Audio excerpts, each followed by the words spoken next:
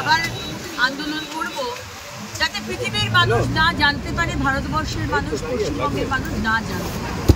তাই আমরাও আজকে সমস্ত জিনিসপত্র, ছাতা, তিরপল নিয়ে বাইরে বসে আছি।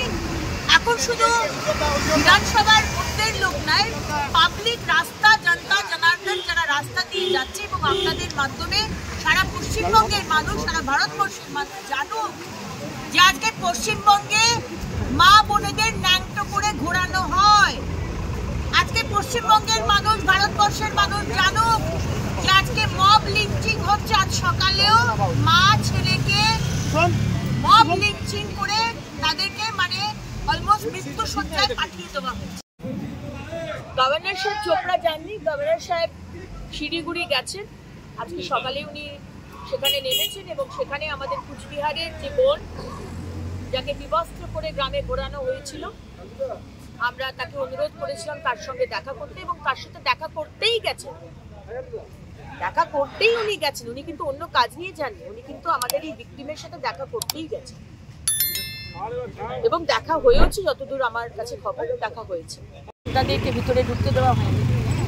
স্পেসিফিক্যালি গতকাল আমরা দেখলাম যে আমরা যখন আন্দোলনে বসেছিলাম, আপনারা তার আগের দিন থেকে, তার আগের কদিন থেকে আপনাদের পারমিশন দেওয়া হয়েছে ভিতরে যাওয়ার, কিন্তু গতকাল থেকে যেই মুহূর্তে আমরা আন্দোলনে বসলাম তার কিছুক্ষণের মধ্যে স্পিকার মহোদয় যখন ঢুকলেন, আপনাদের বলা হলো ক্যামেরা নিয়ে বাইরে চলে।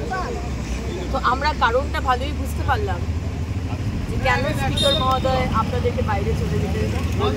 খুব অদ্ভুত লাগে মাননীয় সম্মানীয় স্পিকার মহোদয়ের এই দ্বিচারিতা দেখে, যে টিএমসির বিধায়করা পারমিশন পাবেন ভেতরে আন্দোলন করার, বিক্ষোভ দেখানোর, কিন্তু বিজেপির বিধায়কদের সেই পারমিশন দেওয়া হবে না।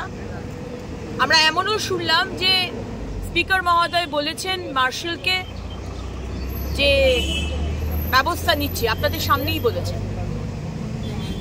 আমি জানি না, আমরা তো বাংলার মায়েদের জন্য, বোনেদের জন্য আজকে আন্দোলনে বসেছি, সেখানে উনি ব্যবস্থা নেবেন কেন?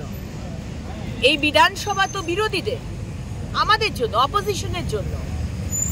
আমরা হচ্ছে নির্বাচিত, আমরা প্রতিনিধি, আমরা মানুষের কথা বলতে এসেছি, সেখানে আমাদের মুখ বন্ধ করে দেওয়া হচ্ছে কেন?